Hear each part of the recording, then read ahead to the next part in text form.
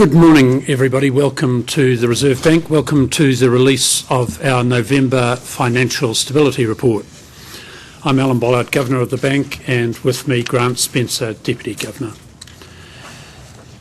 The financial markets and prospects for the global economy have improved markedly over the past 6 months.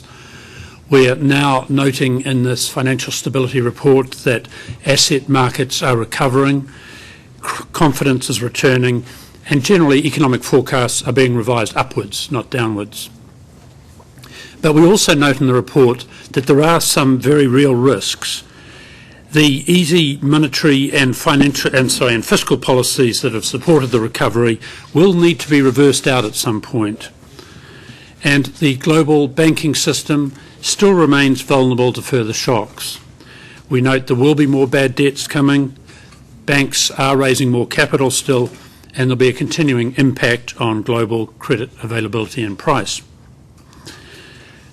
The impact of the global recovery on New Zealand has been generally positive, and that's been reflected in the demand for our exports and an improvement in export commodity prices and a more favourable funding environment for our banking system.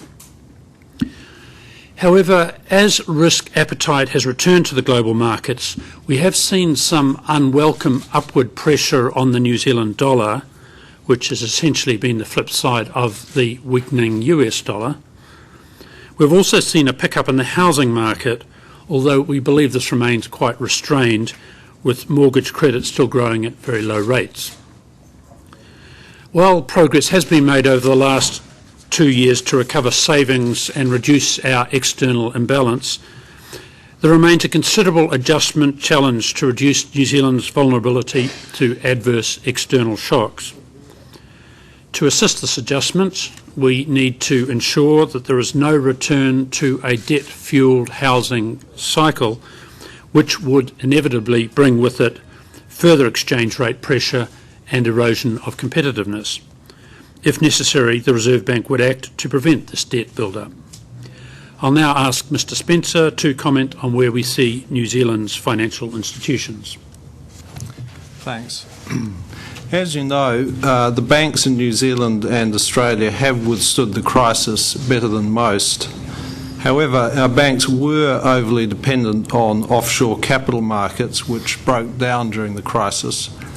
And of course, asset quality has also deteriorated during the recession, as reflected in the bank's recent financial results.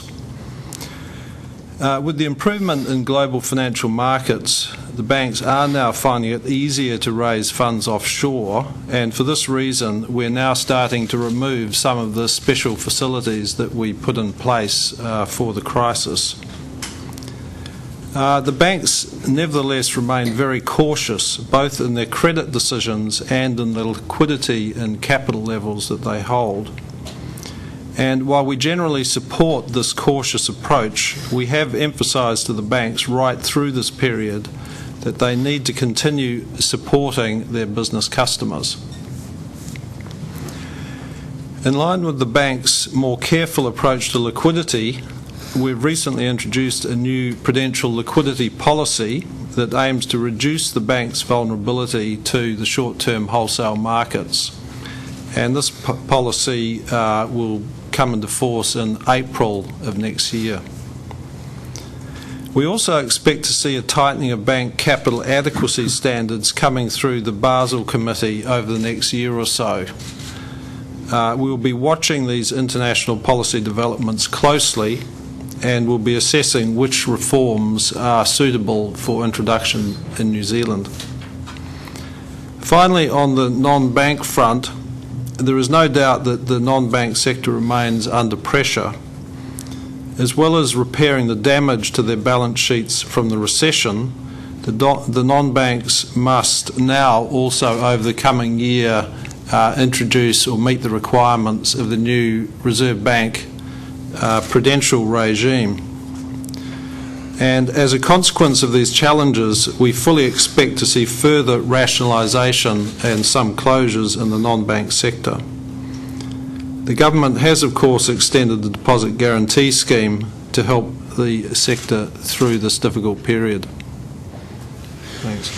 Thank you. We're open for questions, ladies and gentlemen. To assist, we've got editors of the Financial Stability Report, Bernard Hodgetts, David Hargreaves, and other experts from the Reserve Bank here.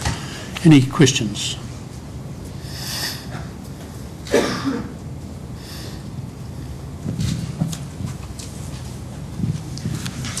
Are you satisfied that credit is sufficiently available to businesses to support the recovery that you wish to see? Yes, we are seeing credit being made available now. We note that the period that we were concerned about earlier on related to some very tough rewriting of covenants and restricted conditions. We're hearing less concern from businesses now. We still emphasise in this that it's important that the banks continue to make credit available. If you look at the overall numbers in this, however, you see that demand for credit is quite constrained at the moment.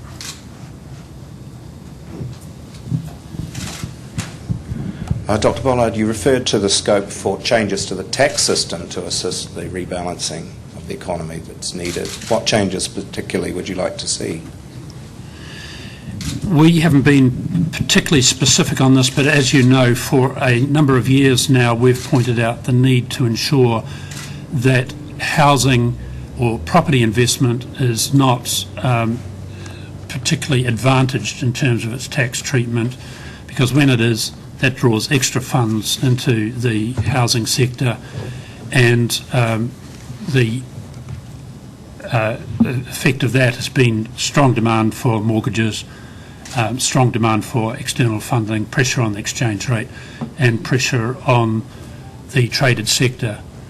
And we don't believe that's a good thing. We think it's quite important that people do understand that link between demand for mortgages beyond what we're saving and the pressure on the exchange rate. We believe an appropriate tax change could help reduce that pressure. Could you please explain a little more about how the prudential liquidity policy would work? Yes, well, this policy introduces more explicit requirements. We always had prudential liquidity policy for the banks, but it was fairly informal and really just required them to have an internal policy. Now we are requiring more explicit quantitative requirements, both in terms of short-term liquid asset holdings relative to their potential short cash outflows, and we also have a new requirement related to core funding, which says that total core funding by the banks, which is retail funding and long-term wholesale funding, must meet a certain minimum proportion of their total balance sheet. So it's really designed to reduce the dependence on short-term wholesale funding, which we felt became excessive during the boom period.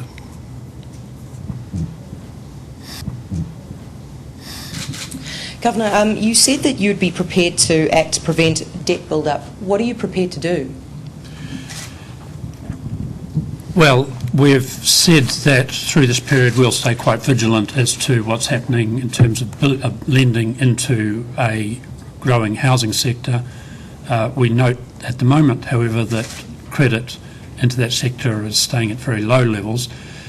We'd be prepared to use normal monetary policy tools, but also look at what is required to slow banking credit down. And you've just heard about the liquidity policy. That's got some potential, not as a short-term tool, but as a longer-term tool through the cycle to help ensure that the bank lending is moderated across the cycle. Dr. Bollard, what would you consider a sign of too fast debt build-up and a housing market that was out of control? When do we know whether it's too fast? Well, we don't think there's any particular single metric on that. We're looking all the time at lending into the household sector generally and lending for mortgages and lending for businesses. We've now got a lot of data on that, a lot more data than we had before, and we'll keep watching that quite closely. But at the minute we're seeing a pickup in housing from low levels without a big pickup in household credit, and so we don't have particular concerns about it at the moment.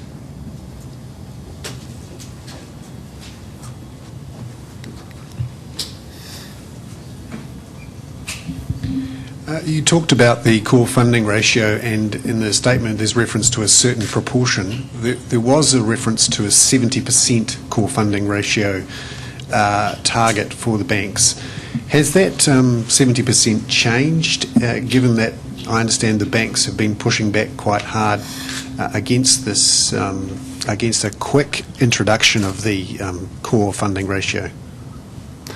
Well, the banks, I think the banks agree it's a sensible policy, but they need to make sure they have the systems in place, in particular to monitor and measure these things every day in order to make sure that they stay within the limits. So that's the main reason that we have extended the time frame and will not now require them to meet the first hurdle until April of next year. So that's why that was pushed back. Now the initial number is 65%. You're right, that's lower than the 70% we first mentioned, but there's been a few calibration changes and changes to the formula, the exact nature of the formula. So that 65% is actually pretty much in line with the earlier 70% under the revised definition. I won't go into the details on that, but I can explain it to you later if you like. And you're saying it's now April next year. When was the previous deadline? Well, we had been talking about late this year for the start date. Now, that's the kick-off date. So we've locked it in. We've locked in the policy. The first requirement of the 65% will need to be met next April. And then we're talking about a gradual increase in that core funding requirement for over a 2-year period from next April. And we had always been talking about this 2-year gradual introduction.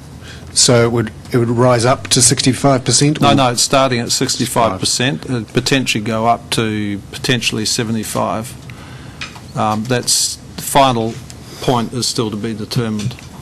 What was the response of the banks to this? Are they saying that they're having to fight even harder for retail deposits and this was pushing up their funding costs and that's why you've decided to ease off a bit? No, I think they've been, as you say, they've been fighting for retail deposits because they learnt the same lesson that we learned effectively, that they had been too dependent on short-term wholesale funding, and therefore they're now out there trying to get a stronger retail funding base. So they're doing the same thing, that they're moving in the same direction as the policy.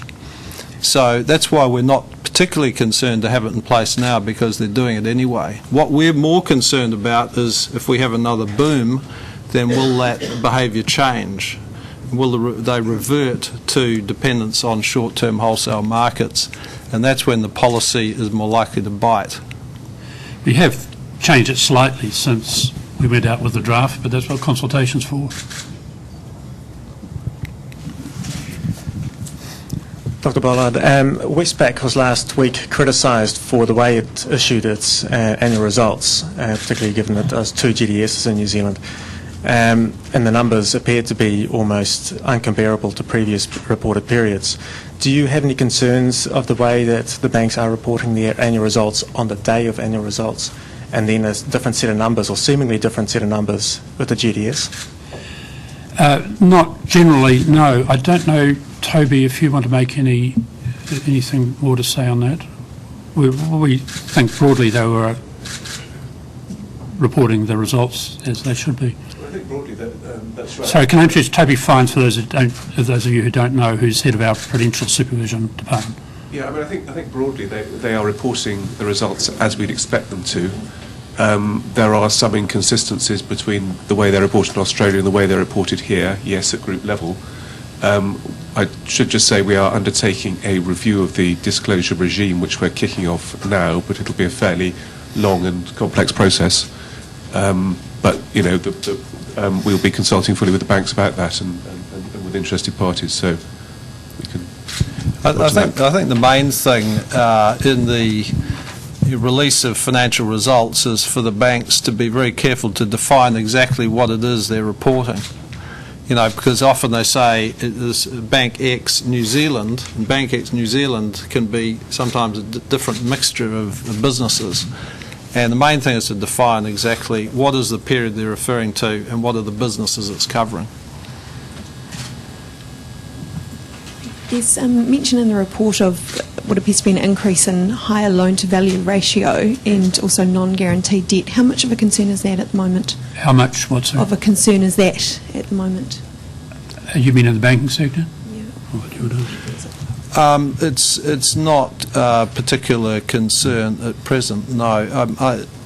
You know, in the boom period, then the high average LVRs were creeping up. There was quite a lot of lending in the 80 to 90% range. I think in the downturn, and more recently, the lending in those higher LVR buckets, if you like, has really come back a lot. Very recently, there's been a bit more relaxation by the banks, so a bit easier about lending on high LVRs, but it's still very low volumes.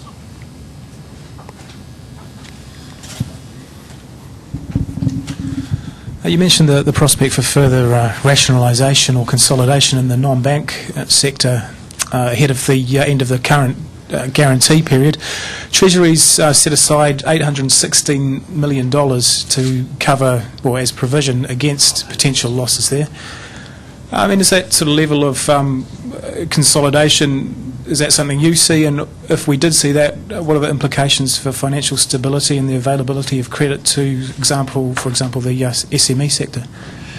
We can't comment further beyond what we've said in the stability report on this. The numbers that Treasury reviews and the Crown accounts have been based on work that we've done, but you'll have to wait till further information comes out.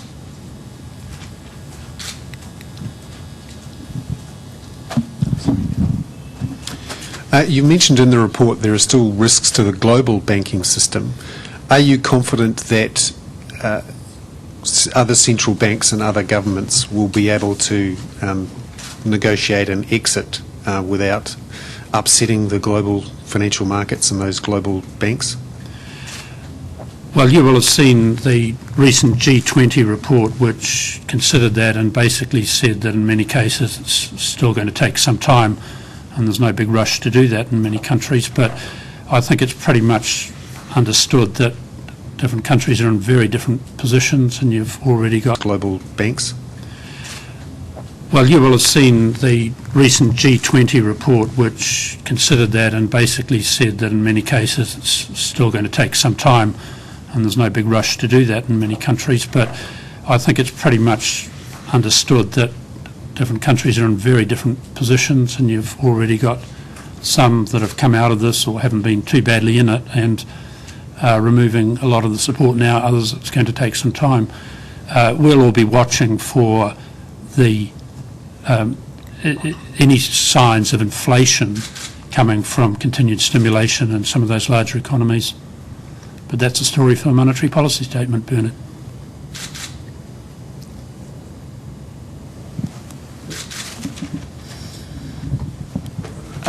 Just further on that question, what's your take on how the big economies will exit their crisis measures? What's your own personal view on how they'll actually do it? Well, they've got their own arrangements depending on what measures they've been in, but many of them are looking at partial exit of emergency support measures, reduction in fiscal stimulus, and then expecting monetary policy to be the way that they can more incrementally tighten as required. but we wouldn't want to generalise more than that.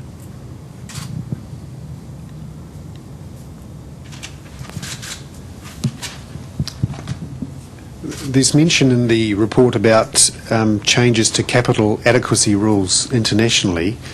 Are you in talks with the banks about toughening up the rules for rural lending, and how do you think that might or might not affect rural lending in New Zealand? Yes, we have been talking to the banks about their risk models for rural lending. I might add that it's sort of unrelated to developments in the Basel Committee. They're broader developments. But we've mentioned before that we weren't particularly happy with the risk models that the banks were using for rural lending, and we've been consulting with them and at the end of the day requiring changes which are really about requiring risk capital for rural lending to have a more through the cycle approach. We felt that their approach was too pro-cyclical, low capital requirements in the boom times and then increasing in the downturn. And so we're working with the banks, and those changes we need to have introduced by about mid next year. So would you expect that they would have to put aside more capital for their rural lending? Well, no, actually, it's, I mean, during the boom time, you're right, they were holding too little.